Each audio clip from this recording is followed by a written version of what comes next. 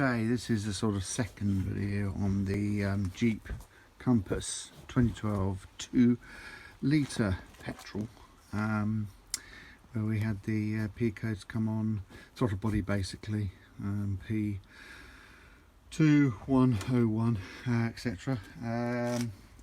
And so I thought, right, I put the new one in now, which has made all the difference. The Jeep's running beautifully now, not stalling, not the red lightning light coming on like that. So it was that part, which is good. I just wanted to have a look inside to see the actual problem with this grating business and getting this butterfly getting stuck. Oh, it's even stuck there. Anyway, so I took the top off. Basically, let's set it up here. This gear here, little nylon. If you look closely, you can see that it's taken out 3 or 4 there.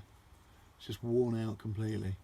So when you put your foot down, it either slips or then catches up. And also on here, it's actually worn. You can see worn into the nylon gear there.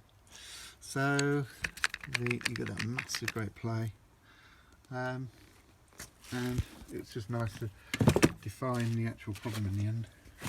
What the actual problem was on the throttle body. So I actually have cleaned the throttle body now, but you know, it's not the end of it. It's actually toast, as it were, absolute toast. So I thought I'd just give you a quick video on there just to show you what's actually happened. I'm sure it's happened to other people with their throttle bodies. Electronic of course, throttle bodies, fly-by-wire throttle bodies. That goes in there. Funny enough, that's metal, that gear there.